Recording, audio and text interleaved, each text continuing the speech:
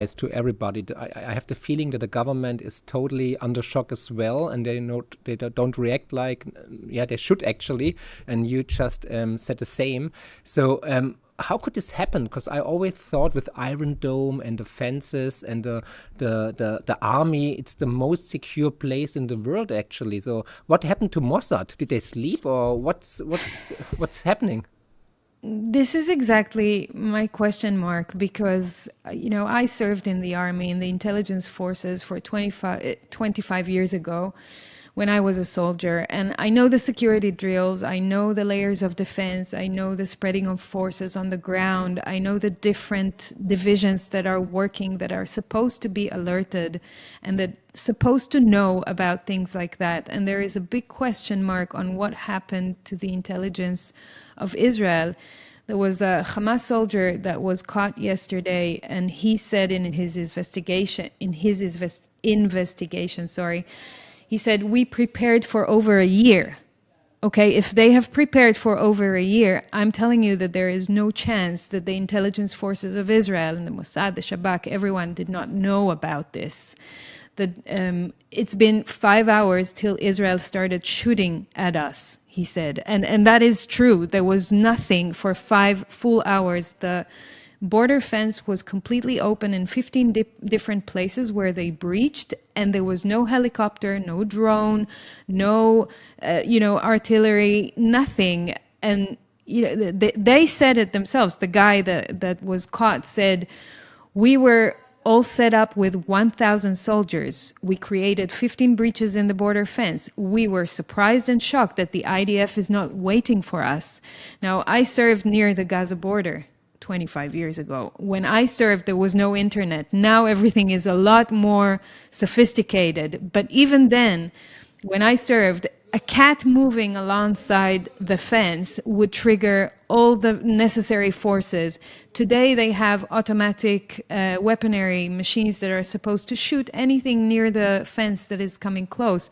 They have, as I said, helicopters, drones, they have everything, and nothing was working. So this is a really important question. How come there was no retaliation? How come nothing happened for so long, for 5-6 hours? This is very untypical and unusual for the Israeli Defense Forces.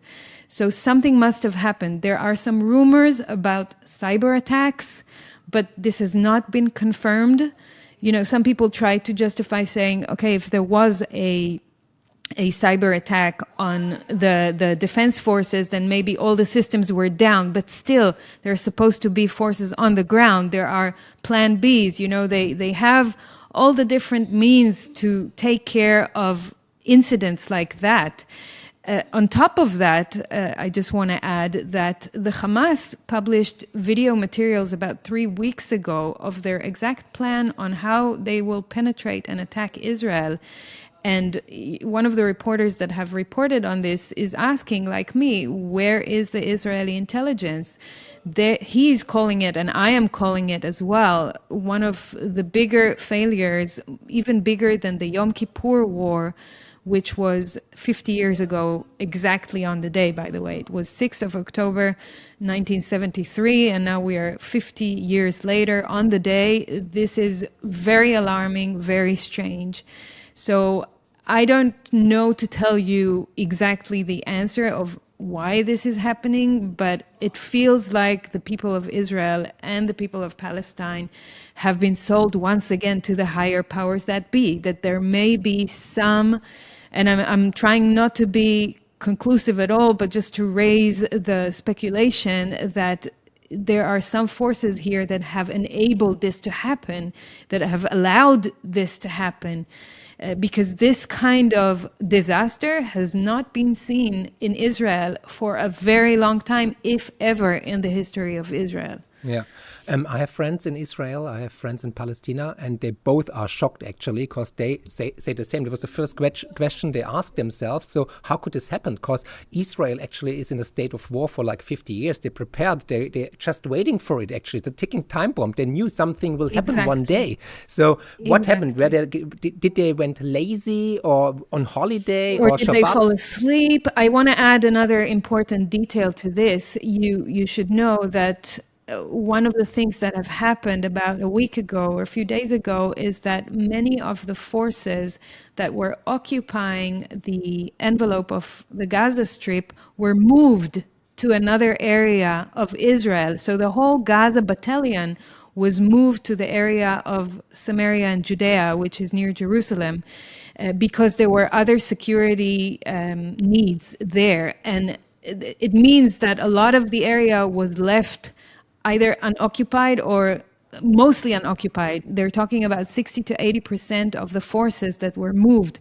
So there were way less forces that were supposed to be present in that area in a normal day that were supposed to be. So this is very, very disturbing. And I don't know to say what the reasons are for this, but I'm telling you that there is no chance that the intelligence did not know about this, or at least something like a hint or a clue that this is about to happen. That's very interesting, because I always thought Mossad or the IDF are the most sophisticated, well-equipped, best-equipped army and intelligence agency in the world. And then something like this happened. It doesn't add up, you know. I don't want to spin any conspiracy theories, but I want to ask some questions. And I think the people in Israel as well. What's going on? What's happening? Because now we are not seeing a normal attack. This is like a full-blown war. It's like all-out war right now. Yeah. And this can escalate pretty soon, pretty much. And some people already raised the question, was this perhaps the free letter to start a full-blown war against Palestine or against, I don't know, whoever. So what's your take on this? You think this will escalate even more, and will we see like the US or Iran jump into it? So we already know that Iran is behind this. The deputy Hamas leader Salah al-Aruri suggested that they want to use Israeli prisoners for leverage in negotiation, which goes to show that there may be a bigger plan behind the scenes here, that maybe, and I'm being very careful saying just maybe, they needed a situation where they have Israeli hostages in order to justify releasing very dangerous prisoners that are locked up in Israel. And they needed an incident like this to happen. We already know that Iran is behind this. The Hamas spokesperson told the BBC that Hamas received support from Iran for its surprise attack on Israel. Iran has publicly praised these attacks. So we know they're behind this. There is also, if you're looking at the US and what's happening there's criticism on the Biden administration now for unfreezing $6 billion last month, allegedly for humanitarian aid, but the Iranian president explicitly said that they'll use this money, which is theirs, for whatever they see fit, and they're not asking anyone how to use it.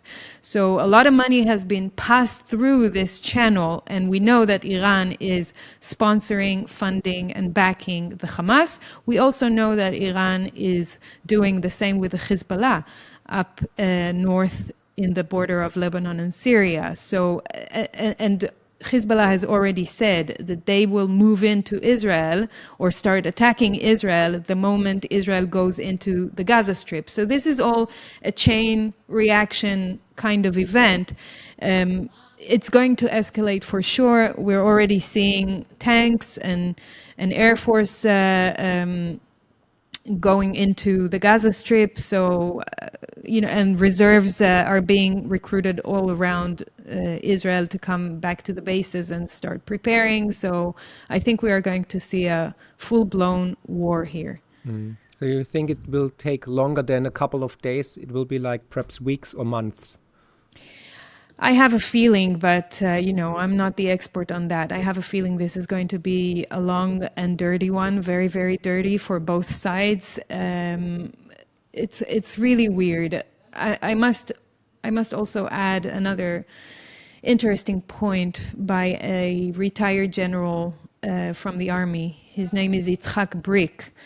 He's been, blowing the horn for a long time, blowing the whistle, saying that Israel is not ready for such a full-blown war. He's saying that Gadi Eisenkot, which is the former IDF chief of general staff, fought to hide his reports on the IDF's unpreparedness for war. Brick said in April this year and many times before that Israel is not ready for an all-out war, and he laid out the reasons for it. I won't go into them because I'm not the expert, but I'm just bringing that voice as well. There have been voices in the defense systems in the past year and also before that Israel is not ready, and there are many processes and just ways of handling the situations that are not suitable for a country like Israel that has to defend itself. And so I can tell you that this guy, Yitzhak Brick, has not been invited to speak on the mainstream media for years and years because of his criticism. But now, in the last few days, he has been invited suddenly to Channel 12 and mainstream media, because now they're looking at what he's saying, oh, maybe he knew something, maybe we should start listening to him. So this is very disturbing. Yeah. So how reacts the media actually and the government? So what did they say? What is media TV Channel 12 saying? So what's the feedback? So let's start with the fact that the mainstream media was very quiet for many, many hours when this started on Saturday morning. And that was weird because what was happening was very severe, and the citizens were, relying on the mainstream media to tell them what's happening and what they need to do next. And the IDF spokesperson apparently forbid the mainstream media to tell the complete truth. They wanted to regroup, think, whatever, and precious time passed by when people were dying and being hijacked and murdered during this time, and no one had any visibility, so we started relying on word of mouth from people on the ground. Only 12 hours after the event started, the people of Israel received the first formal announcement from the IDF spokesperson. Only 12 hours later, at 7 p.m. at night. So forgive me that I don't consider our prime minister's statement as anything truthworthy, because I don't, but he came out, I think, 5 or 6 hours after this has started to say, we are working on it, we have consultations, we're talking about what to do, but there was no real, transparency or information for us to do anything with. We were kept completely in the dark. So I have zero trust in our prime minister. I have not much trust in the mainstream media. They have now started reporting. We saw maybe 2 brave mainstream media reporters that have started asking the tough questions really early on. But other than that, it wasn't media blackout, of course, but it was very partial and very, very strange.